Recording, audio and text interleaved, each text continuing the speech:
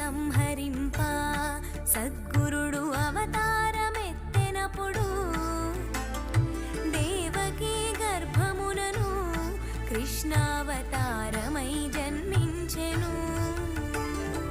7 రాత్రులు చేరిచి ఒక రాత్రి ఏకరాత్రిగా చేసెను.